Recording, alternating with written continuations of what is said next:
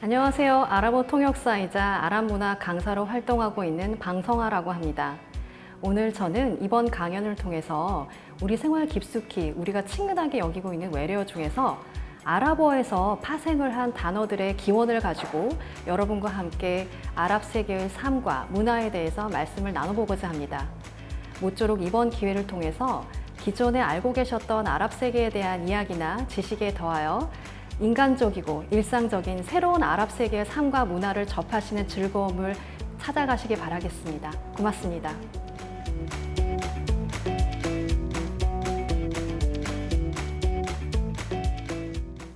안녕하세요. 아랍어 통역사이자 아랍 문화 강사로 활동하고 있는 방성아라고 합니다. 이렇게 한 사서분의 창의적인 것도 따뜻한 아이디어가 오늘 이렇게 좋은 행사로 마련이 돼서 제가 굉장히 사랑하고 자주 방문하고 이용하는 공간인 국립중앙도서관에서 그동안 제가 공부하고 또 경험해온 아랍 세계와 그들의 문화에 대해서 여러분과 함께 나눌 기회를 갖게 돼서 굉장히 기쁘게 생각합니다. 여기 강연 제목인 아살라무 알레이쿰이라고 되어 있는데요. 이것은 아랍의 가장 대표적인 인사말입니다. 뜻은 당신에게 평화가 있기를 이란 뜻입니다. 그래서 살람 그런 평화인데요. 아살라무 알레이쿰이라고 했을 때 아랍 사람들은 오른쪽 어깨에는 선행을 적는 천사가 올라가 계시고 왼쪽 어깨에는 악행을 적는 천사가 올라가 계신다고 믿고 있어요. 그래서 누군가에게 인사를 할 때 당신과 그리고 당신의 모든 수호 천사분께도 평화가 있기를 하는 그 인사를 전하기 때문에 복수형으로서 아살라무 알레이쿰이라고 합니다. 먼저 제가 여러분께 인사를 전해드리겠습니다. 아살라무 알레이쿰. 와알레이쿰 살람. 슈크란 자질렌. 자, 그러면 본격적으로 강의를 한번 시작을 해보겠습니다. 자, 여러분은 아랍 그러면은 뭐가 먼저 떠오르세요? 어떤 이야기가 먼저 떠오르세요? 물론 여기 많이 들어보신 얘기가 나와 있긴 한데요. 아랍 그럼 뭐가 먼저 떠오르세요? 석유, 그렇죠. 석유, 예, 석유, 예. 그렇죠. 차를 몰고 다니시는 분들은 아랍 그러면은 나는 잘 모르겠고 좀 기름값이 떨어졌으면 좋겠어. 주유소를 볼 때마다 조금 부담스러워 하신 분도 계시고요. 또 어떤 게 떠오르세요? 네? 무슬림, 그렇죠. 무슬림이요. 또 어떤 게 떠오르세요? 사막, 그렇죠. 사막, 낙타, 오아시스. 굉장히 우리에게 이국적인 풍경이죠. 그런데 아마도 많은 분들께서 가장 익숙하고 친근하게 여기시는 거는 아마 아라비안 나이트의 이 세 주인공일 겁니다. 최근에 뭐 영화도 개봉을 했었는데요. 그런데 제가 재미있게 한 가지 이야기를 들려드릴게요. 먼저 이 알리바바라는 주인공에 대해서 한번 얘기를 해볼게요. 알리바바는 사실은 도둑이란 뜻입니다. 예, 이름의 뜻이 도둑이에요. 그래서 알리바바와 40인의 도적 그러면은 사실은 도둑이 41명인 겁니다. 네, 그런데 우리가 알리바바 그러면은 가장 먼저 떠오르는 게 또 열려라 참깨죠. 근데 왜 하필이면은 참깨일까요? 보물이 가득한 동굴의 문을 열어야 되는데 왜 도적의 두목이 참깨라는 단어를 썼을까요? 저는 어렸을 때부터 다른 것도 많은데 왜 참깨를 썼을까라고 늘 궁금했어요. 근데 커서 아랍어를 공부를 하면서 기원을 찾아보니까 이 참깨는 인류가 탄생하기 전부터 지구상에 자라고 있던 곡식 중에 하나였다고 합니다. 그리고 고대 그 아시리아 신화에서는 참깨가 신이 인간 세상을 창조하기 전에 참깨로 빚은 술을 마셨다라고 할 정도로 굉장히 원기 회복이 좋고 뭔가 먹었을 때 창조성을 증강시켜주는 그런 신들의 곡식으로 알려져 있었다고 해요. 그래서 참깨에는 이렇게 신비한 효능 그리고 어떤 신적인 힘이 깃들어 있는 곡식으로 여겨졌기 때문에 아랍 세계에서는 지금도 아이가 태어나면요, 아기가 태어나면 아이를 맞을 준비를 하잖아요. 그러면은 그 방에다가 아이 용품 같은 거 우리도 많이 준비를 하지만 꾸러미에다가 아이가 쓸 용품을 잘 싸가지고 그 꾸러미 안에 참깨를 뿌려가지고 방에다 걸어놓는다고 합니다. 물론 지금 무슬림들이기 때문에 이제 메카 방향으로 아이가 알라 신의 영광이나 은혜를 받아서 잘 자라길 바라는 마음으로 참깨를 뿌려서 아이 방에다가 걸어놓는다고 합니다. 그 정도로 참깨가 가진 신적인 힘이 굉장히 큰 걸로 그렇게 믿어지고 있어요. 그리고 참깨 어원은 사실 이제 아랍어로 참깨를 씀씀이라고 하거든요. 그래서 제가 열려라 참깨를 한번 아랍어로 해보면은 iftawiya simsim 이렇습니다. 그러면 simsim은 직역하면 열려라 참깨가 맞아요. 그런데 simsim의 어원은 쌈입니다. 이 쌈이라는 단어의 뜻은 원래는 고대로 거슬러 올라가 보면은 스스로의 힘, 스스로의 창조력이라는 뜻입니다. 그래서 사실은 열려라 참깨가 아니라 열릴지어다라고 번역이 되면 더 좋을 것 같아요. 자, 그리고 신드바드 얘기를 해볼게요. 신드바드 얘기는 기억하시는 분들 혹시 계실까요? 주로 어떤 얘기가 많은가요? 항해, 그렇죠. 바다로 바다의 사나이가 바로 신드바드죠. 우리가 뱃사람 그러면 신바드의 보험 이야기라고 하듯이 바다 이야기가 되게 많은데요. 사실은 신드바드의 의미는 신드 강의 지배자란 뜻입니다. 그러니까 바드가 지배자, 주인이란 뜻이고 신드는 지금의 파키스탄의 신드 강을 흐르는 아시아에서 가장 크고 넓고 거칠은 강을 신드 강이라고 합니다. 그런데 혹시 아시는 분도 계실지 모르겠지만 1947년에 인도랑 파키스탄이 분리가 되면서 지금은 파키스탄 영토가 됐어요. 그렇지만 그 이전에는 분명히 인도 영토였고 그 인도라는 국명이 이 강의 이름에서 기원을 했다. 사실은 신드강은요, 신드강의 비밀은 또 하나 있습니다. 우리가 오늘날 알고 있는 4대 문명의 발상지 인더스강이 옛날 이름이 신드강입니다. 그래서 인더스 강의 이름을 따서 인도가 생겨났다라고 해서 인도 사람들이 이 강에 대한 자부심 강하지만 사실은 지금은 파키스탄 땅을 흐르는 강이 됐죠. 아까 말씀드렸다시피 굉장히 크고 거칠고 아시아에서 가장 긴 강이기 때문에 6,000년 전에 인류 최초의 항해술이 이 강에서 개발이 됐을 정도로 바다 같은 강입니다. 그래서 신드바드는 이 강에서 배를 띄워서 바다로 나가는 모험의 여정을 시작하게 되는데요. 신바드의 모험을 보통 생각하게 되면 어떤 무심코 정박을 했는데 알고 보니까 살아있는 고래의 등이었다든가 아니면 또 난파당해가지고 어떤 섬에 유폐가 됐는데 섬에서 탈출하려는 방법의 하나로 커다란 새의 몸에다가 자기 다리에다가 자기 몸을 묶어서 새를 통해서 공중으로 탈출하는 이야기들 이런 걸 많이 생각을 하실 거예요. 그 정도로 신바드의 이야기는 바다 항해술과 관련된 이야기가 많습니다. 그리고 끝으로 알라딘. 알라딘은 원래 발음을 하면요, 알라딘이라고 합니다. 알라딘이라는 말은 종교적으로 믿음이 신실한 자, 믿음이 좋은 자라는 뜻입니다. 이름 그대로 알라딘은 굉장히 성품이 바르고 순수하고 또 재치와 기지가 넘쳐서 램프의 요정의 도움으로 우리는 진이라고 하죠. 진의 도움으로 공주와 결혼하게 되는 그런 행운을 거머쥐게 되는 주인공입니다.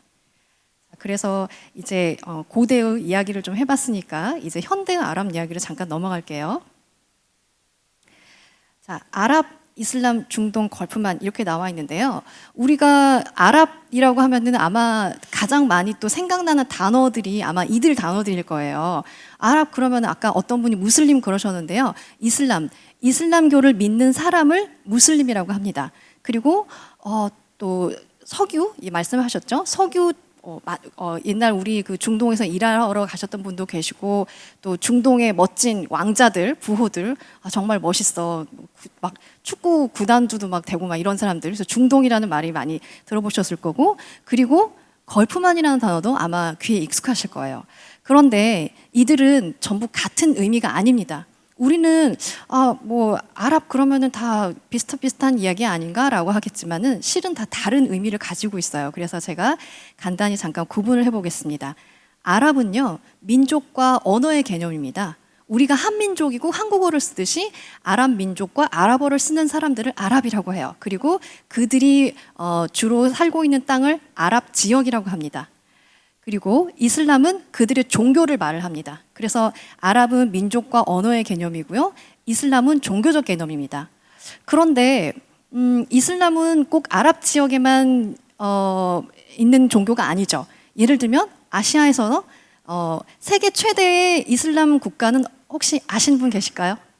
그렇죠. 인도네시아. 선생님 고맙습니다. 네, 인도네시아입니다. 그런데 인도네시아는 동남아시아에 있죠. 그래서 이슬람은 아랍이라는 지리적인 한계를 그 공간을 넘어선 그런 종교적 개념입니다. 그래서 우리가 아랍과 이슬람을 일단 이렇게 구분을 해보면은 이슬람이 아랍보다 조금 더 큰 개념이다라는 걸 알 수 있습니다. 그 다음에 중동, 미들리스트가 나오는데요. 이 단어는 혹시 만약에 나중에 이 강의를 듣고 나셔서 아랍인들하고 만나셔서 영어로 대화하실 일이 있으면은 될 수 있으면은 쓰지 않으시는 게 좋아요. 왜냐하면 19세기에 영국이 이제 대영 제국의 기치를 내걸고 세계적으로 진출을 할 때 자기 영국의 그 국가적인 지리적인 위치를 기준으로 그리스나 지중해 쪽은 근동, 그 다음 동쪽은 중동, 그리고 우리나라 같이 저 멀리 있는 동쪽은 극동이라고 했습니다. 아마 극동아시아라는 말을 기억을 하실 거예요. 지금은 잘 쓰지 않습니다만. 그래서 중동은 19세기의 용어이기도 해요. 그래서 굉장히 옛날 말이기 때문에 쓰지 않으시는 게 좋습니다. 그럼 아랍 사람들하고 만났을 때 뭐라고 얘기하나? 그냥 아랍 컨트리라고 하시면 됩니다. 그래서 미들리스트라는 말은 굉장히 정치적인 용어라서 지양을 하시는 게 좋을 것 같습니다. 그리고 마지막 걸프만이 있는데요. 걸프만은 혹시 걸프만이 어딘지 아시는 분 계실까요?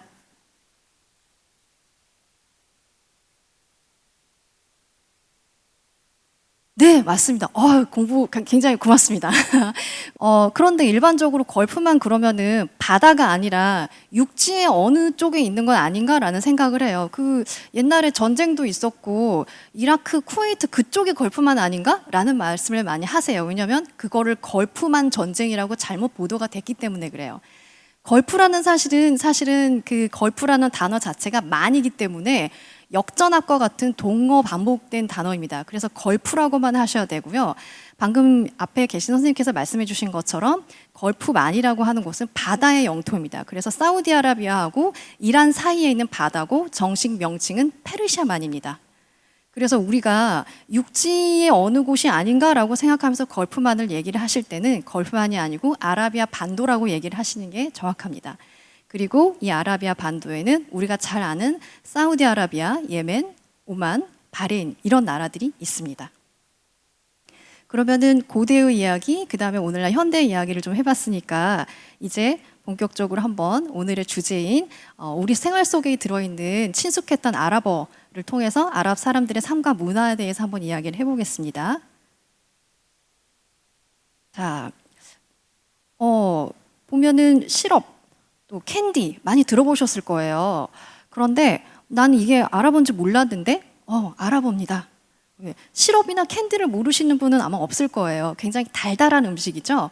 저 처음에 저는 이집트에서 아랍어를 한 1년 정도 공부를 했는데요. 처음에 갔을 때 그 저희 집 근처에 굉장히 사람들로 항상 북적거리는 빵집이 있는 거예요. 근데 그 빵집에서 디저트도 팔고 뭐 과자도 팔고 케이크도 파는데 시식을 어느 날 했는데 너무너무 맛있는 거예요. 나 태어나서 이렇게 맛있는 거 처음 먹어봐서 시식인데 되게 배부를 때까지 먹었어요. 근데 인심이 넉넉해서 얼마든지 먹어도 된다고 하는데 나에게 기억에 남는 맛이 그 쿠키의 맛이 아니라 그 안에 들어있는 꿀맛이었어요.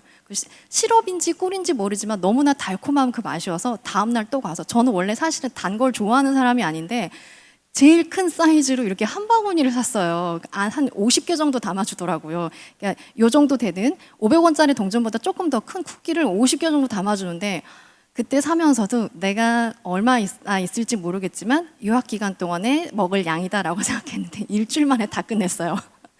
그 정도로 굉장히 이 사람들이 달콤한 음식에 대한 선호, 그리고 그걸 그 레시피로서 요리로서 만드는 그 기술도 굉장히 뛰어난데요. 시럽의 원래 아랍 발음은 셔럽입니다.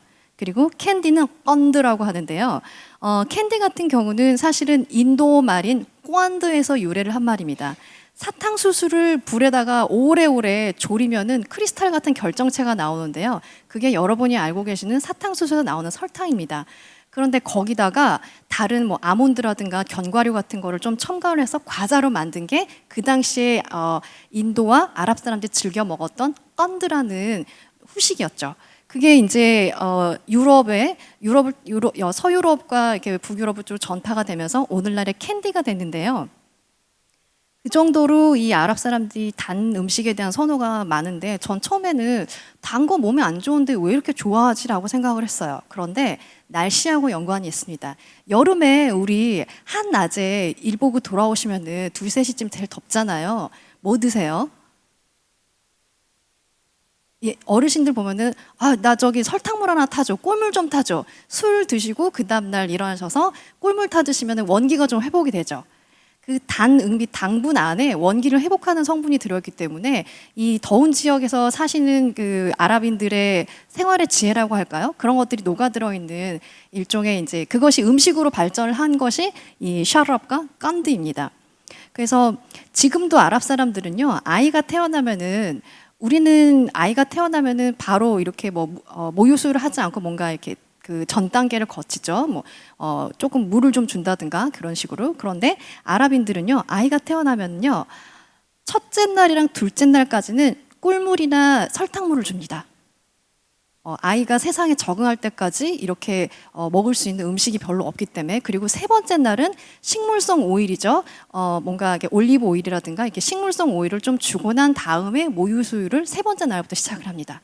그래서 아이가 태어나서 처음 먹는 음식도 꿀물이나 시럽. 물론 지금은 좀 다를 수 있어요. 현대와 아랍에서는 과거 전통적인 아랍의 관습을 그대로 따르지는 않는 경우가 많기 때문에요. 하지만 이제 그 정도로 아랍 지역에서는 이렇게 단 음식에 대한 이야기가 많다는 거. 할와, 쿠나파, 꺼타이프라고 제가 가져와 봤는데요. 할와는 이집트 지역에서 많이 먹는 후식 종류고, 쿠나파는 이거는 치즈를 여러 겹 쌓여가지고 시럽에다 절인 음식입니다. 팔레스타인의 전통 음식이고, 라마단이라고 들어보셨을지 모르겠어요. 금식월이죠. 나의 그 배고픔을 뭔가 이렇게 배고픔과 또 어려움, 음식을 먹지 못한 사람들의 어려움을 동참을 하고자 한 달 동안 무슬림들이 금식하는 그 달이 있어요. 그 달 이름을 라마단이라고 하고요. 해가 떠 있는 동안은 음식을 먹지 않습니다. 그런데 해가 지고 나면은 그날의 첫 끼 식사를 하는데, 너무 갑작스럽게 음식을 먹으면 탈이 나니까 간단한 음식, 원기를 보충해 줄 수 있는 조그만 음식 같은 걸 시작을 하죠. 그걸 쿠나파라고 합니다. 팔레스타인의 전통 음식이었고, 꺼타이프는 견과류를 잘게 갈아서 꿀에 절여서 만두처럼 만든 다음에, 그러니까 그 만두처럼 만든 그 피 안에다 소를 채워가지고 먹는 후식 디저트입니다. 자, 그 다음에 알코올이 나왔는데요. 아시는 분도 어쩌면 계실지 몰라요. 저는 사실 술을 잘 못하기 때문에 저기 채워져 있는 게 항상 물이었으면 하는 그런 사람인데요. 알코올은 원래 발음이 알쿠홀입니다. 그런데 제가 투탕카멘의 황금 마스크랑 같이 가져와 봤어요. 투탕카멘 황금 마스크, 눈을 잘 한번 보시겠어요? 힌트를 좀 더 드리자면 클레오파트라. 그럼 여성분들은 뭐가 떠오르세요? 우리가 클레오파트라라고 하면은 진주, 또 클레오파트라 이 이미지를 딱 떠올려 보면은 외모 중에서 어디가 제일 두드러지나요? 코. 네, 코. 머리 굉장히 화려한 가발을 쓰죠. 그리고요, 제가 원하는 답이 안 나와요. 눈입니다. 클레오파트라 하면은 굉장히 화려한 눈화장으로 유명하고, 지금 투탕카멘의 이 황금 마스크를 보시면요, 여기 눈 주위를 한번 보세요. 눈가가 필요 이상으로 과장이 되어 있어요. 그리고 눈꼬리가 귀 끝까지 거의 관자놀이까지 이어져 있습니다. 이것은 이집트, 아랍 이쪽은 태양빛이 굉장히 강하기 때문에 그 태양빛을 가리기 위해서, 그것으로부터 눈을 보호하기 위해서 쿠훌이라는 이 안티몬 광석이죠. 이 가루를 빻아서 태온 아몬드라든가 꿀이랑 섞어가지고 눈 주위에 바르는 습관에서 유래한 오늘날의 아이라이너입니다. 그래서 인류 최초의 아이라이너는요, 기원전 4세기쯤에 이집트에서 제일 먼저 유래를 했고, 이 가루의 이름이 쿠흐리였기 때문에 이 가루를 8세기 무렵에 연금술로 정제를 해서 순수한 알코올이 얻어진 거예요. 그래서 순수하다라는 뜻의 아랍어의 정관사는 유일무이한, 영어하고 비슷합니다. 유일무이하다라는 뜻을 갖고 있어요. 거기다 알을 붙습니다. 정관사가 알인데요. 쿠홀이라고 해서 그것이, 그러니까 사실은 어찌 보면은 알코올은 처음에는 먹는 음식이 아니었어요. 먹는 그 음식이 아닙니다, 알코올은. 그런데 이것을 어떻게 과일이나 이런 걸 발효를 시켜서 술로 만든 것이 오늘날 우리가 알고 있는 술이 되었습니다. 그래서 저도 처음에 이집트에 갔을 때 여전히 눈화장이 굉장히 예쁘고, 또 아랍 사람 눈이 굉장히 아름답습니다.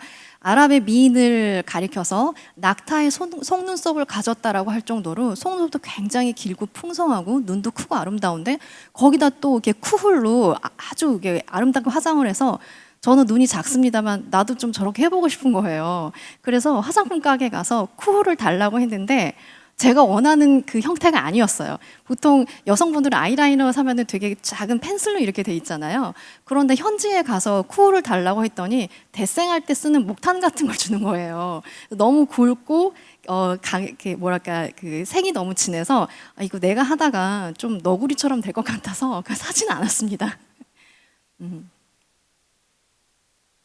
자, 그 다음에 커피가 나왔어요. 커피의 유래를 혹시 아시는 분이 계실까요? 커피 좋아하시는 분? 네, 커피 좋아하세요. 예. 커피 유래를 혹시 알고 계시나요? 일단 커피가 어느 나라 말일까요? 아랍 문화 선생님이 가져왔으니까 아랍어 아닌가? 예. 이디오피아. 아, 맞습니다. 이디오피아. 맞습니다. 그리고 예. 그러니까 이디오피아에 사는 목동이 염소가 이렇게 되게 잘 먹는 음료를 보고 넌 뭘 그렇게 맛있게 먹니? 이라고 따라가 보니까 나도 좀 먹어보자라고 하니까 향도 좋아서 그래서 커피 열매를 발견하게 됐다는 설이 있고요. 또 하나는 예멘의 모카 지방에서 수도사들이 자꾸 이렇게 그 경작을 하다 보니까 열매를 잘못 태운 거예요. 지나치게 많이 태웠는데 그 향이 너무 좋아서 이걸로 혹시 물을 좀 내서 마시면은 괜찮지 않을까? 향이 이렇게 좋은데 먹어도 되지 않을까? 라고 해서 커피 물을 내리게 된 거죠. 그게 최초의 커피였다는 이야기가 이렇게 두 가지가 있습니다. 그런데요, 커피의 원래 발음은 제가 아랍어로도 가져왔지만 까흐와라고 합니다. 까흐와는요, 꺼히야라는 동사에서 파생이 됐는데 꺼히야는 사실은요, 식욕을 줄이게 하다는 뜻입니다. 커피를 먹으면 어떠세요, 여러분? 커피 마시면 어떠세요?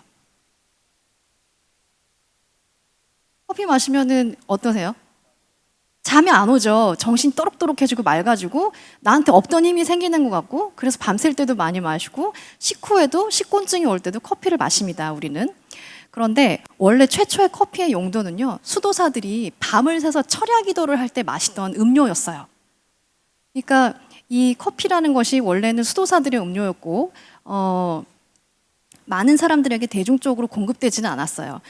그런데 딱 한 번, 일주일에 한 번 예배를 드릴 때 사람들이 예배당에 오면은 잠을 자지 말고 예배를 잘 드렸으면 하는 바람에서 예배당에서 커피를 무료로 나눠주길 시작했죠. 근데 사람들이 나중에는 기도하러 오는 게 아니라 커피를 마시러 오는 거예요. 그러니까 이거 안 되겠는데, 이거 안 되겠어. 커피를 좀 제한하자라고 했는데 그때는 이미 사람들이 커피에 중독되어 있을 때이기 때문에 커피 왜 안 주냐고. 나 기도하러 왔는데 커피 왜 안 주냐고.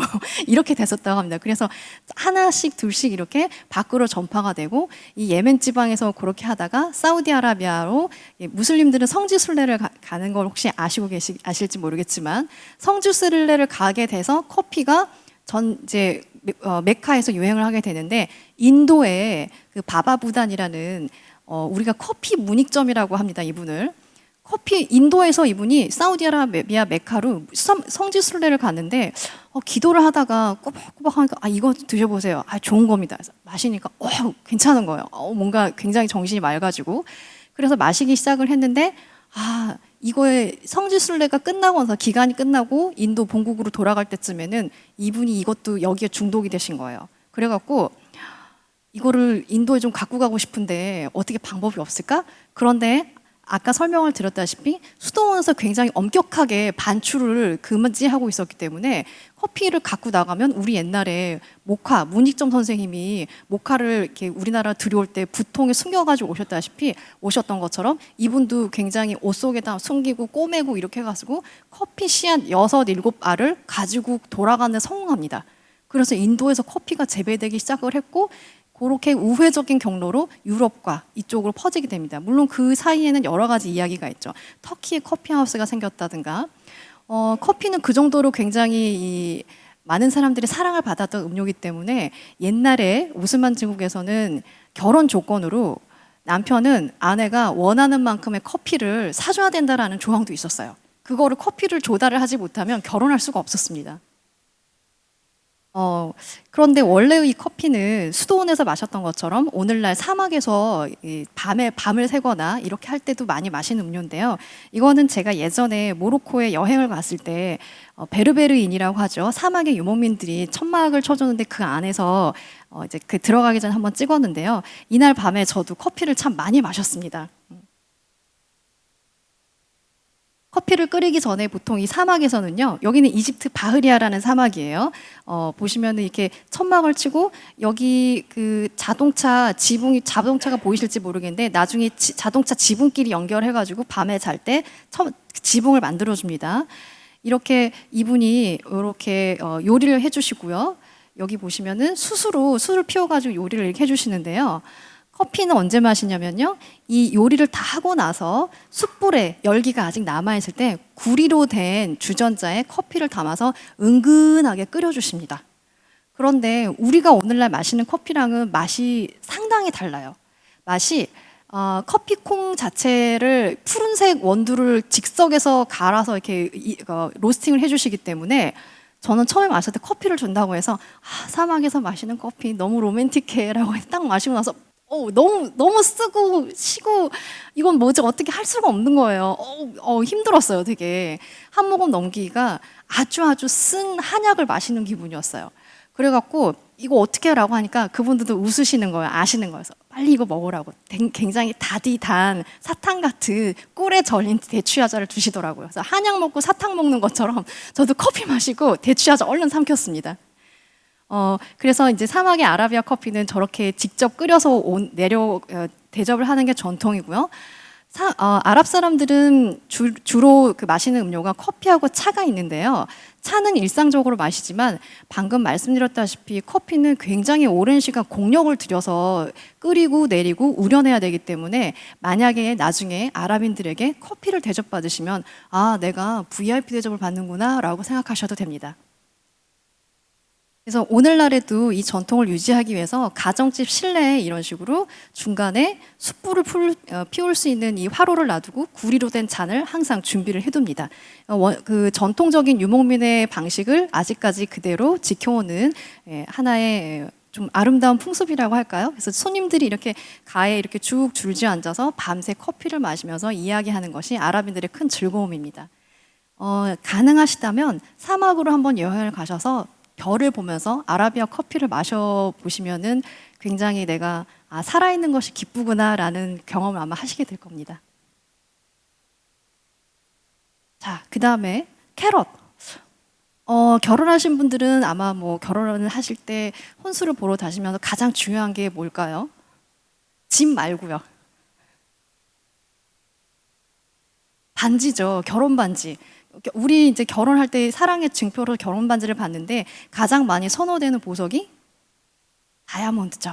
옛날에 옷가락지, 금가락지도 있었지만 다이아몬드입니다. 그런데 다이아몬드를 그러니까 다이아몬드의 무게, 중량의 단위를 캐럿이라고 하죠. 우리나라는 1부, 2부라고 말을 하기도 하지만 실제 국제적인 그 공통적인 보석의 무게 단위는 캐럿입니다. 그런데 왜 제가 K도 가져왔냐면요. 사실 캐럿은요, C 캐럿이라고 쓰기도 하고 K 캐럿이라고도 쓰기도 합니다. 이 K 캐럿으로 쓰게 되면요, 금의 순도를 나타내요. 우리 많이 들어보시는 24K, 18K, 그 K가 2캐럿입니다. 그래서 캐럿이라는 거는 C로 써도 되고 K로 써도 됩니다. 다만 어떨 때는 광물의 그 중량을 나타내고 또 어떨 때는 금의 순도를 나타내는 거죠. 그런데 이 캐럿도 사실은 아랍어에서 어원을 찾을 수가 있어요. 아랍어로는 캐럿을 끄라뜨라고 하는데요. 끄라뜨는 원래는 캐럿이라고 하죠. 끼나뜨 나무의 열매를 의미합니다. 이 나무의 열매는 나무가 무수히 많은데 무조건 따도 한 열매 하나에 무조건 200g으로 중량이 일정했다고 해요. 그래서 고대 시대 때부터 자라왔던 나무이기 때문에 옛날에 금이나 소금처럼 귀중한 물건을 중량을 재야 할 때는 이 캐럿의 열매를 따서 천칭에 달아서 캐럿이 몇 개면 이게 중량이 얼마다라고 했을 정도로 도량형의 척도가 됐던 그런 열매입니다. 그래서 어떤 열매를 따도 중량이 항상 일정하기 때문에 우리가 캐럿을 귀한 보석이나 귀한 물품의 중량을 가늠하는 척도로서 그렇게 사용을 해서 오늘날에는 다이아몬드죠. 이 다이아몬드 회사에서 이거를 차용을 해가지고 그래 우리 이거를 캐럿이라고 하자. 아랍 쪽에서는 이미 많이 쓰고 있으니까 이거를 가져와서 우리가 어떤 다이아몬드 보석의 중량을 재는 단위로 삼자라고 해서 캐럿이 오늘날의 이 보석 중량을 가늠하는 단위가 됐습니다. 하지만 어원은 띠라트 아랍어라는 거죠. 자, 여기까지 제가 우리 일상적으로 흔히 접할 수 있는 아랍어. 근데 아마 보시면서 저것도 아랍어였어? 난 영어인 줄 알았는데 하신 대표적인 단어 혹시 있으세요? 저는 개인적으로 캐럿이 원래 영어인 줄 알았어요. 캐럿이 아랍어였을 거라고 생각을 못 했어요. 저희 어머니는 커피가 원래 아랍어였니? 이렇게 말씀하시기도 하고. 그런데 이렇게 찾아보면요, 우리가 일상적으로 쓰는 우리 외래어 속에 너무나 친근해서 차마 미처 이게 그렇지 이건 외국어였지라고 생각하기도 힘든 단어 중에는요, 아랍어가 그 어원, 아랍어에서 파생된 단어들이 굉장히 많습니다. 그래서 제가 그 예시들을 한번 가져와 봤어요. 참, 이 얘기를 빠뜨렸네요. 중요한 얘기인데. 자, 금이 되게 중요하죠. 아랍 시장에서, 아랍 세계에서 금이 얼마만큼 중요하냐면요, 결혼을 할 때 예물로서 금 예물이 빠지면 그 결혼은 성립이 안 돼요. 혹시 결혼을 할 때 아랍 사람들은 신부 집에 집찬금을 준다더라. 그러면은 그거는 좀 우리 정서로는 안 좋은 거 아닌가? 이런 생각, 혹시 이런 얘기를 들어보신 적이 있으실 거예요. 이 집찬금을요, 아랍어로 마흐르라고 하는데요. 마흐르라는 거는 신부를, 쉽게 말해서 신부를 사오는 그 돈이 아닙니다. 신부의 노후와 가정적으로 경제적으로 불안정해졌을 때 신부의 경제적인 지위를 보장하기 위해서 젊었을 때 남편이 돈이 있을 때 미리 주는 돈입니다. 내가 늙어서 힘이 없거나 아니면 내가 당신보다 조금 먼저 하늘로 돌아가게 됐을 때 당신과 아이들 혹은 당신의 사회적으로 지위를 보장하기 위해서 내가 미리 줄게라는 그 돈이 마흐르라는 지참금이기 때문에 그거에 대한 오해도 많은데 요번 기회에 그것도 한번 생각을 해보셨으면 풀으셨으면 좋겠습니다. 그리고 이제 두바이에 가시면은 금이 워낙 일상화되기 때문에 유명 쇼핑몰이나 호텔에서 이렇게 금 자판기도 있어요. 카드를 넣고 내가 원하는 그 순도를 입력을 하면요, 금이 나옵니다. 신기하죠? 그런데 특이한 것은 우리나라는 24K, 18K, 14K를 선호하는데 아랍에서는 22K, 21K를 선호를 합니다. 그래서 가셔서 만약에 난 24K 누르고 싶은데 없다. 없습니다. 자판기이기 때문에 제일 많이 선호하는 그 중량 순서대로 메뉴가 정해져 있다고 보시면 돼요. 하지만 이렇게 금 자판기가 있을 정도로 금에 대한 수요라든가 또 금에 대한 매매가 아주 활발하다는 거. 그러면은 제가 말씀을 드렸던 우리가 알고 있는 외래어 중에 아랍어에서 파생된 게 무엇이 있는지 한번 볼게요.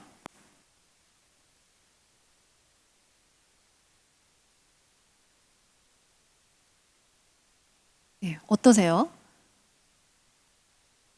되게 많죠. 우리가 미처 몰랐는데 영어인 줄 알았는데 사실은 기원이 아랍어였던 것이 아주 많습니다. 선생님은 어떤 단어가 제일 놀라우세요? 혹시 어떤 단어가 제일 놀라우세요? 나 이거 좀 새롭다. 깁스. 그렇죠. 깁스는 잡순이라는 아랍어로 석고를 뜻하는 단어입니다. 그게 잡순이 서구 유럽 사회로 퍼지면서 깁스가 된 거죠. 매거진도 메흐진이라는 축적하다, 저장해 놓다, 쌓아 놓다라는 뜻의 단어가 매거진이라고, 정보를 함축적으로 갖고 있는 게 매거진이죠.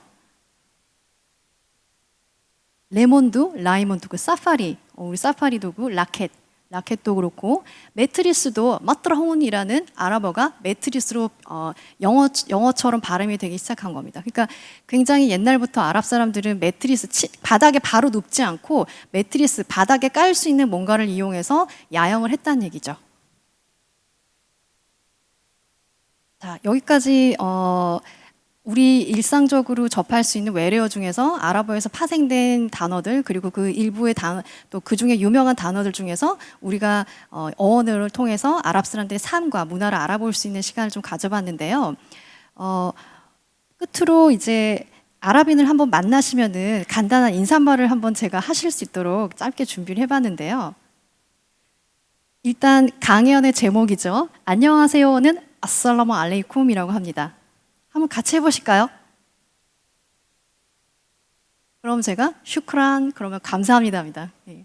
슈크란 감사합니다.